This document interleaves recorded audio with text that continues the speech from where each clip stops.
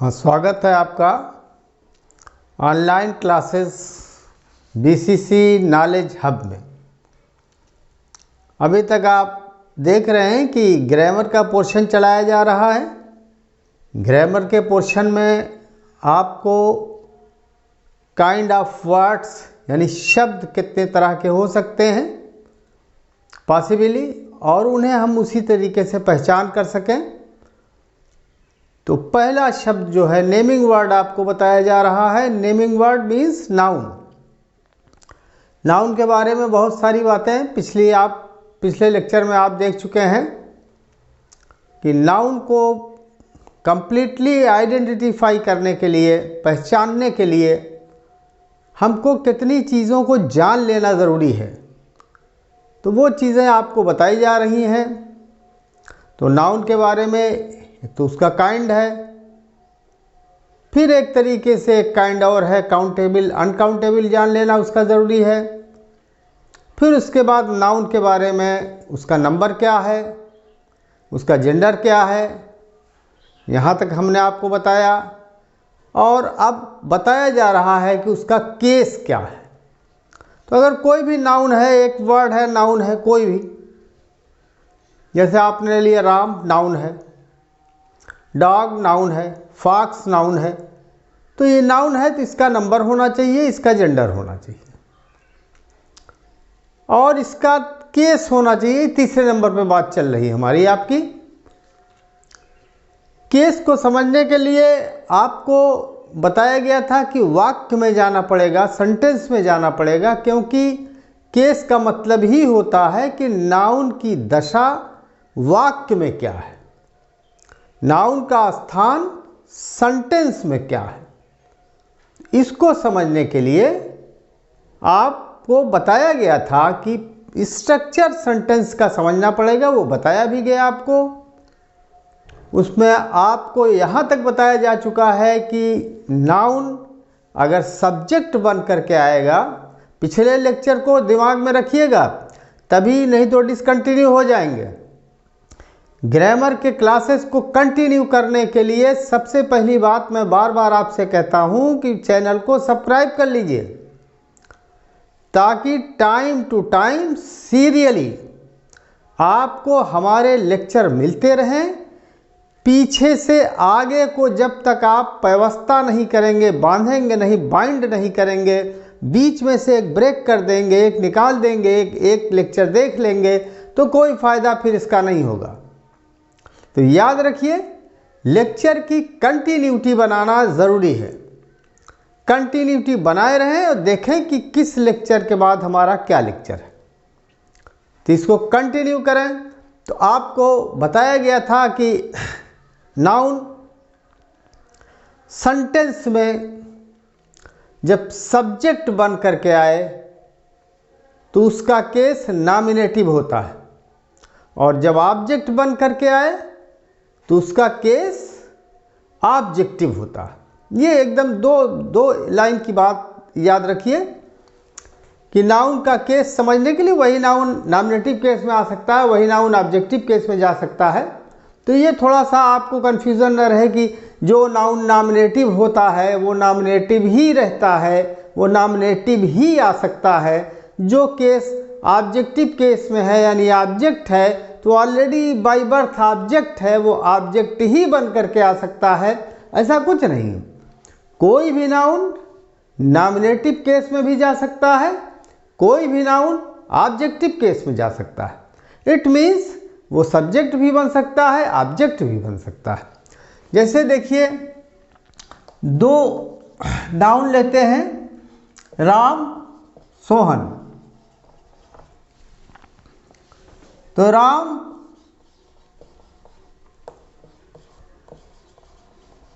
Beat Sohan, Ram Sohan को पीटता है। तो राम सोहन को पीटता है, ये छोटा सा सेंटेंस है, दो नाउन है इसमें। ये वर्ब है, अभी वर्ब आपको बताया नहीं गया, बता देता हूं कि ये तीन वर्ड है इसमें। तीनों वर्ड की पहचान करने के लिए ये नाउन है, ये नाउन है, ये वर्ब है। यही पार्ट ऑफ स्पीच का मकसद है हमारा बताने का कि पार्ट ऑफ स्पीच जब आप कंप्लीटली जान जाएं तो एक एक वर्ड को पहचान के बता दें कि ये किस बिरादरी का है, किस ज़ात का है, किस खाने में जाएगा, उसी हिसाब से उसका यूज़ करना पड़ेगा आपको। और जब इसके बारे में आप नहीं जानेंगे तो फिर इसका यूज़ भी आप नहीं कर सकते। इट मीन्स आप अंग्रेज़ी ही नहीं जान सकते।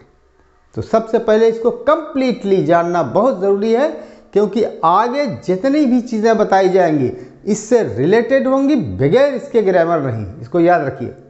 ये मत समझिए कि सर तो नाउन को बड़ा खींच रहे हैं। सर नाउन को नहीं खींच रहे हैं, सर आपको खींच रहे हैं। तो आप सही हो जाइए पहले, क्योंकि ये ज़रूरी है, ये बेसिक चीज़ है। इसी पे पूरा आधार है। ये खड़ा होगी, बिल्डिंग आपकी खड़ी होगी, तो ये बिल्डिंग को थोड़ा अच्छी तरह से समझ लेना आपके लिए बहुत ज़रूरी है। ये नहीं कि एक लाइन का डेफिनेशन, 3 ठो एग्जाम्पल, चलो हो गया काम। ऐसा नहीं, ऐसा करने से कोई फ़ायदा आपको नहीं होने वाला। तो देखिए आप कि राम बीट सोहन, राम सोहन को पीटता है। अब ये एक्ट किया इसने, राम ने, इसलिए ये सब्जेक्ट हो गया। ये पीटने का काम हो रहा है, वर्क ये है, तो राम ने इस वर्क को किया, इसलिए ये सब्जेक्ट माना गया। और जब सब्जेक्ट हो गया तो ये किस केस में चला गया? नॉमिनेटिव केस में चला गया। अब उसके बाद राम के इस एक्शन का प्रभाव या असर किसके ऊपर पड़ रहा है उसको आप देखेंगे। तो ये पीटने का असर किसके ऊपर जा रहा है? सीधा सीधा समझ लिए सोहन के ऊपर जा रहा है। तो सोहन ये ऑब्जेक्ट हो गया। तो जब ये ऑब्जेक्ट हो गया तो किस केस में चला जाता था? ये ऑब्जेक्टिव केस में। ये हो गया। इसी को अगर हम पलट देते हैं तो देखिए, सोहन बीट्स। अब आपने ये देखा कि अब ये सब्जेक्ट हो गया सोहन, और ये ऑब्जेक्ट हो गया। ये नॉमिनेटिव केस में हो गया, ये ऑब्जेक्टिव केस में हो गया। मेरे कहने का मतलब ये है कि आप अपने आप को ये मत बनाइए, समझिए कि ये नाउन है जो नॉमिनेटिव केस में है वो नॉमिनेटिव केस में है, जो सब्जेक्ट बन के आए वो सब्जेक्ट रहता है, और जो ऑब्जेक्ट बन के आए वो ऑब्जेक्ट रहता है। ऐसा नहीं है। कोई भी नाउन सब्जेक्ट बन सकता है, कोई भी नाउन ऑब्जेक्ट भी बन सकता है। तो इसको ध्यान में रखें। फिर इसके आगे हम आपको डिटेल थोड़ा सा ऑब्जेक्ट के बारे में बताना चाहेंगे। आइए ऑब्जेक्ट के बारे में देखते हैं थोड़ा सा। 2-3 सेकंड आपका ले रहा हूं मैं। आप देखिए कि ऑब्जेक्ट के बारे में थोड़ा सा डिटेल कर देना ज़रूरी है। सब्जेक्ट तो क्लियर हो गया। ये देखिए ऑब्जेक्ट जो है, एक्चुअली मैंने उसकी एक आधी लाइन की डेफिनेशन बताया है कि सब्जेक्ट के एक्शन का असर जिस पे भी पड़ता है, जिस नाउन पर पड़ता है या जिस प्रोनाउन पर पड़ता है। क्योंकि याद रखिए कि नाउन एंड प्रोनाउन, अभी प्रोनाउन आपको बताना है, नाउन एंड प्रोनाउन ये एक हैं, एक फैमिली के हैं, एक घर के हैं, बस ये समझिए आप। तो केस आपको नाउन का भी जानना है, केस आपका प्रोनाउन को भी जानना है। तो आइए देखते हैं कि ये दोनों जो है जब सब्जेक्ट के काम का प्रभाव किसी ऑब्जेक्ट के ऊपर पड़ता है, यानी किसी नाउन या प्रोनाउन के ऊपर पड़ता है, वो ऑब्जेक्ट कहलाता है। वो कंप्लीमेंट भी हो सकता है और वो रहेगा ऑब्जेक्ट की जगह ही। तो आइए देखते हैं कि सब ऑब्जेक्ट और कंप्लीमेंट में क्या फ़र्क हो जाता है और ऑब्जेक्ट और कंप्लीमेंट को हम कैसे अलग करेंगे, कैसे पहचानेंगे। ये उस दिन हमने आपको थोड़ा सा डिक्टेट किया था। आप देखें, राम को ही सब्जेक्ट बना लेते हैं। जो अभी सेंटेंस लिखा था उसी को लिख देते हैं। ये ले लिया हमने ऑब्जेक्ट। याद रखें कि इस सब्जेक्ट के वर्क का, काम का अगर डायरेक्ट इसके ऊपर असर पड़ता है तो ये ऑब्जेक्ट है, और नहीं तो तीसरा वर्ड जो है आपको जो मिलता है, जो इससे रिलेट करता है, अगर उसका उसके ऊपर कोई प्रभाव नहीं है तो वह ऑब्जेक्ट न होकर के कंप्लीमेंट होता है। जैसे देखें, मैं दो सेंटेंस से क्लियर करूंगा कि एक ही चीज़ याद रखिए कि कोई वर्ड ऐसा नहीं है कि वो ऑब्जेक्ट है तो ऑब्जेक्ट ही हुआ करे, कंप्लीमेंट है तो कंप्लीमेंट ही हुआ करे, ऐसा कुछ नहीं है। आपको इस्तेमाल से, मीनिंग से उसको समझना ज़रूरी है। ये रटने वाली चीज़ नहीं है कि 100 ऑब्जेक्ट है हम रट ले, 100 कंप्लीमेंट है हम रट ले, ऐसा नहीं है। इसलिए समझना ज़रूरी, इसलिए बहुत ज़रूरी है कि उसको हम समझें। तो आइए देखते हैं कि कैसे किसी के ऊपर सब्जेक्ट के एक्शन का असर पड़ता है और कैसे असर नहीं पड़ता। ये आप देखें,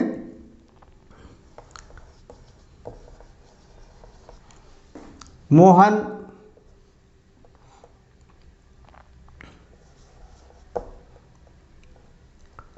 is digging the well.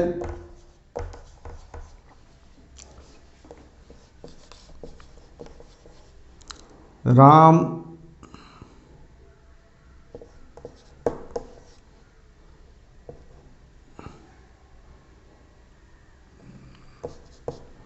is sleeping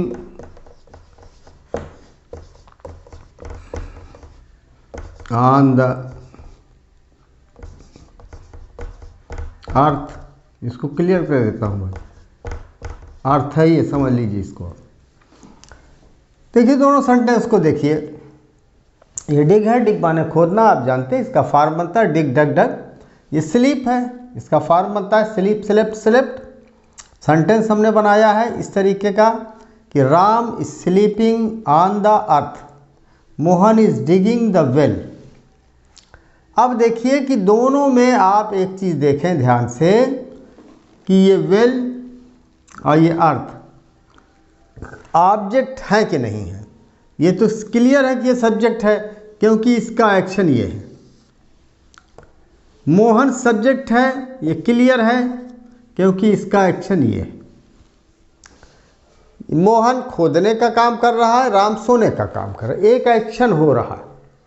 अब इस एक्शन का प्रभाव किसी शब्द पर पड़ रहा है तो वो ऑब्जेक्ट है, नहीं पड़ रहा है तो वो कंप्लीमेंट है। और कंप्लीमेंट क्या है इसको भी थोड़ा सा हम डिक्टेट करेंगे आपको।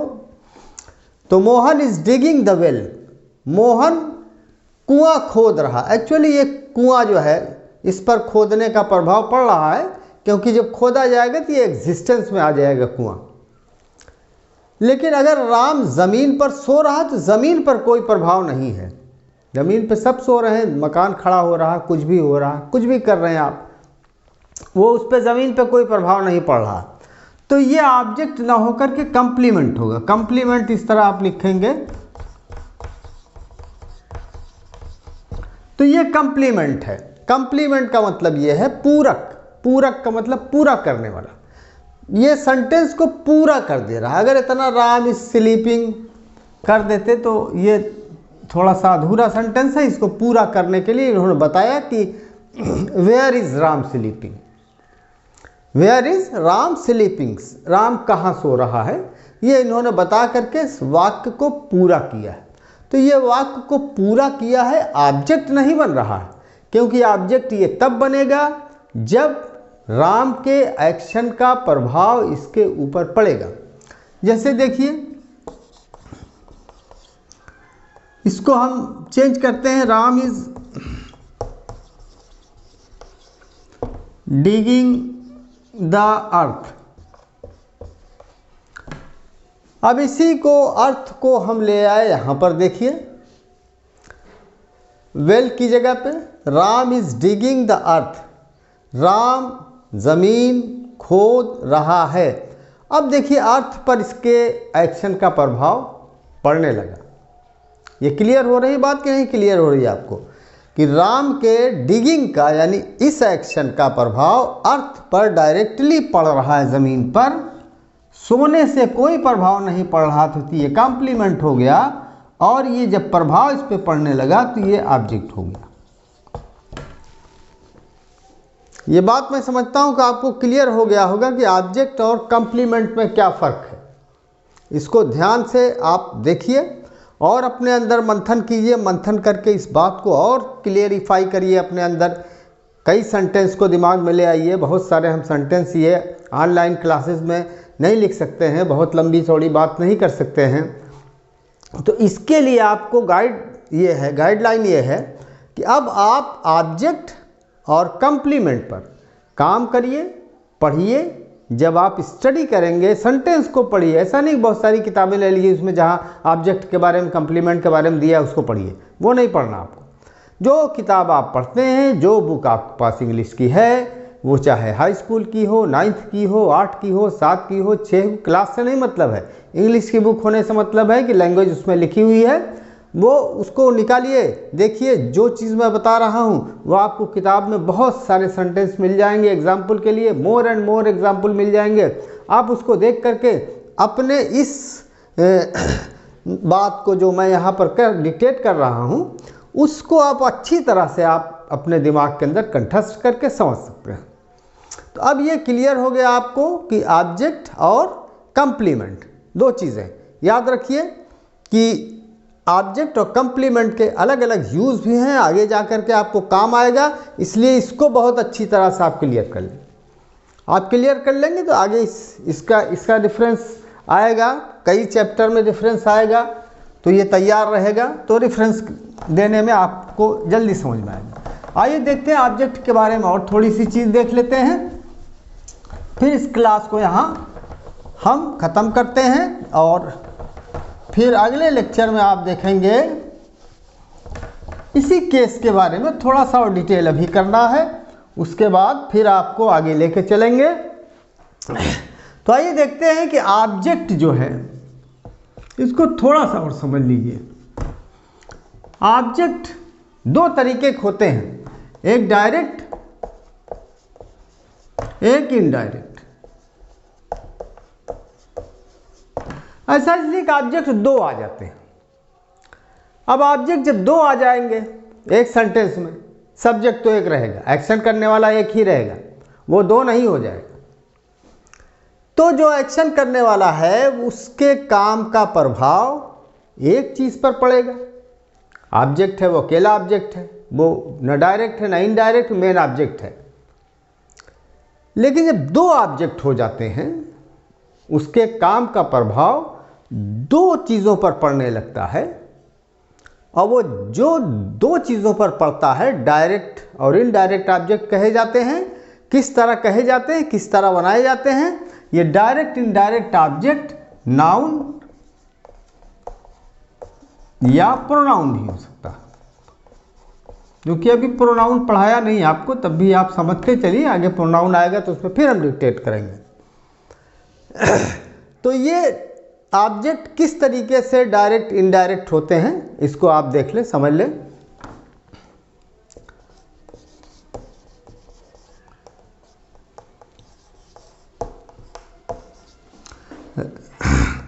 राम गिव्स अस ए पेन। इस सेंटेंस को आप ध्यान से देखें कि इसमें सब्जेक्ट जो है वो राम है। क्लियर है ना भाई? ये इसमें तो कोई आपको झगड़े की बात है नहीं। राम सब्जेक्ट है, इसका एक्शन क्या है? एक्शन ये है, एक्शन देने का है, इसे वर्ब कह लीजिए, एक्शन कह लीजिए। तो आपने देखा कि ये सब्जेक्ट है, इस काम को कर रहा। अब बाकी बचे दो चीज़ें जो इससे रिलेट हो रही। अस भी रिलेट हो रहा, पेन भी रिलेट हो रहा। एक नाउन है, एक प्रोनाउन है। तो इसलिए इसमें से एक डायरेक्ट हो जाएगा ऑब्जेक्ट, एक इनडायरेक्ट हो जाएगा, क्योंकि दोनों के ऊपर प्रभाव पड़ रहा। राम का जो देने का काम है वो दे रहा है क्या? ये पेन दे रहा, तो पेन के ऊपर असर पड़ रहा। अस हमको दे रहा तो हमारे ऊपर असर पड़ रहा। दोनों मुतासिर हो रहे हैं, प्रभावित हो रहे हैं, इफेक्टेड हो रहे हैं इस एक्शन से। तो इसमें एक डायरेक्ट है, एक इनडायरेक्ट है। अब इसमें कैसे हम पहचानें कि कौन सा ऑब्जेक्ट डायरेक्ट है, कौन सा ऑब्जेक्ट इनडायरेक्ट है। डायरेक्ट इनडायरेक्ट का मतलब सीधे और घुमा के। डायरेक्ट माने सीधे सीधे और इनडायरेक्ट का मानी घुमा के थोड़ा सा दूर से, बिलवास्ता कहते हैं उर्दू में। तो अब देखिए कि ये एक्शन डायरेक्ट जहां पर हो रहा है, डायरेक्ट जिसके ऊपर असर डाल रहा है वो डायरेक्ट ऑब्जेक्ट है, और जो थोड़ा घुमा के असर पड़ रहा है उसके ऊपर वो इनडायरेक्ट ऑब्जेक्ट है। एक पहचान तो ये हो गई आपकी। दूसरी पहचान ये हो गई कि अगर डायरेक्ट ऑब्जेक्ट को निकाल दिया जाए तो सेंटेंस इनकम्प्लीट हो जाएगा, अधूरा हो जाएगा। आइए निकालते हैं, अस को निकाल देते हैं। Ram gives a pen, Ram एक कलम देता है। ठीक है, लगभग सेंटेंस आपका काम चला दे रहा है। और अगर हम इसको निकाल देते हैं, इसको माइनस कर देते हैं, ये बचता है हमारे पास राम गिव्स अस।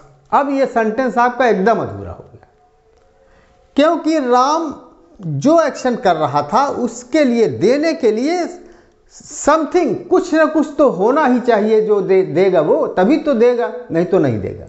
नहीं, देने का, हैंडओवर करने का ये वर्क जो है इसका तभी पूरा होगा जब कोई ना कोई चीज़, थिंग होगी जो ट्रांसफ़र की जाएगी। तो जो ट्रांसफ़र करने वाली चीज़ है वो पेन है। अब ये अस जो है ये ज़रूरी नहीं है, ये थिंग ज़रूरी है। इसको हटा भी देंगे तो भी सेंटेंस आपका काम चलता रहेगा। तो ये डायरेक्ट ऑब्जेक्ट हो सकता है और ये इनडायरेक्ट ऑब्जेक्ट। तो अब आपने ये देख लिया कि डायरेक्ट ऑब्जेक्ट, इनडायरेक्ट ऑब्जेक्ट, दो ऑब्जेक्ट हो गए। इसमें एक ख़ास बात, एक पॉइंट आपको और बता दें कि मोस्टली देखिए इनडायरेक्ट ऑब्जेक्ट को यहाँ करीब रखा जाता है, वर्ब के एक्शन के करीब रखा जाता है इनडायरेक्ट ऑब्जेक्ट को। लेकिन ऐसा नहीं है कि डायरेक्ट ऑब्जेक्ट को इधर नहीं रखा जा सकता। लेकिन ये ज़्यादा अच्छा कंस्ट्रक्शन है, ये ज़्यादा अच्छी फार्मिंग है सेंटेंस की कि हम इनडायरेक्ट ऑब्जेक्ट को साथ यहाँ रख लें। अगर इनडायरेक्ट ऑब्जेक्ट को हम एक्शन के बगल में यानी वर्ब के बगल में नहीं रखते हैं तो हमको सेंटेंस को बदलने में, लिखने में थोड़ा सा चेंज करना पड़ता है। वो देखें आप,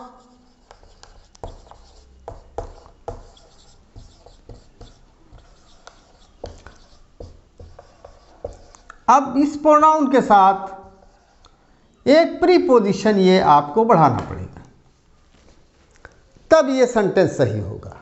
ऐसा नहीं कि राम गिव्स ए पेन मी, अगर ऐसा लिख देते हैं आप तो ये सेंटेंस आपका गलत हो जाएगा। तो याद रखिए कि इनडायरेक्ट ऑब्जेक्ट जो है आपका, अगर ये एक्शन के बगल में, एक्शन कोई भी हो, मैं गिव्स नहीं नाम ले रहा हूँ, गिव्स के बगल में, गिव्स के बगल में बहुत से लर्नर ऐसे होते हैं जो बिल्कुल नाक के सीधे काम करते हैं। तो जो लर्नर नाक के सीधे काम करते हैं उनके लिए भी थोड़ा सा ट्रीटमेंट होना ज़रूरी है कि देखिए इसको, ये गिव्स नहीं है, ये वर्ब है, एक्शन वर्ड है, इस पे ध्यान दिया कीजिए।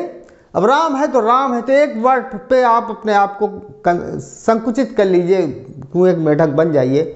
तो वो मत कीजिए, ब्रॉडली सोचिए कि हर चीज़ को अगर पूछा जाए, पार्ट ऑफ स्पीच की बात चल रही है, ये क्या है भैया, ये नाउन है और ये डायरेक्ट ऑब्जेक्ट है इस वक्त सेंटेंस में। अब आप ये बताना ज़रूरी नहीं कि ये पेन है, पेन तो है ही है ये। तो इस बात को ध्यान रखा कीजिए कि यहाँ बताया क्या जा रहा है और उसी पर आपका ध्यान रहे। समझ लीजिए कि अर्जुन की आंख जब मछली पर थी तो मछली पे उसने तीर मार दिया था, और जिन लोगों ने पेड़ देखा, मछली देखी, धागा देखा, वो नहीं मार पाया। तो डायरेक्टली जिस पर बात चलती रहती है, जिसको डिक्टेट किया जाना है, वो दिमाग में बैठाए रहें। अगर मान लीजिए कभी लेक्चर में, लिखने में स्पीड होती है, दिमाग से निकलता रहता है, समझाने की बात निकलती रहती है, पेन तेज़ी से इस पर चलता रहता है, तो आप मान लीजिए यहाँ ई छोड़ दिया लेक्चर में, किसी भी टीचर ने ई छोड़ दिया, आपने खट से, ओ सर ई छोड़ दिया आपने, ई लगाई। अरे भाई स्पेलिंग सही नहीं कर रहे हैं आप किसी टीचर का, ऑनलाइन क्लास ले रहे हैं या ऑफलाइन क्लास ले रहे हैं, कोई भी उसमें ध्यान दें कि ई तो आप लगा लेना भैया जा करके। बताया क्या जा रहा है, गिब्स के बारे में आपको नहीं बताया जा रहा, आपको बताया जा रहा है कि एक्शन वर्ड। तो ये कहने का मतलब ये है कि मछली की आंख देखा कीजिए, उसको आप बाद में सही कर लीजिएगा। तो आप देखें कि राम गिव्स अस ए पेन, तो ये इनडायरेक्ट हो गया और ये डायरेक्ट हो गया। दूसरी बात हमने आपको बताया कि इनडायरेक्ट ऑब्जेक्ट को एक्शन के करीब रखा जाता है, ऐसा नहीं है कि बाद में नहीं रख सकते, लेकिन बाद में रखेंगे आप तो उसके लिए प्रीपोजिशन ले लेगा, ये प्रोनाउन अपने पहले प्रीपोजिशन ले लेगा, इस बात का ध्यान रखें। तो अब देख लिया आपने कि ऑब्जेक्ट डायरेक्ट और इनडायरेक्ट। ऑब्जेक्ट आपको बता दिया गया, कंप्लीमेंट आपको समझा दिया गया केस के साथ ही। तो अब आपका nominative case, objective case near about complete है। अगर कोई और चीज़ समझ में आती है तो आगे के क्लासेस में आपको बताए जाएंगे। अब इसके आगे लेक्चर दिया जाएगा, इंतज़ार कीजिए। सुरक्षित रहिए, कोविड से बचिए, घर में रहिए, ऑनलाइन क्लासेस का मज़ा ले लीजिए BCC नॉलेज हब के साथ। Thank you.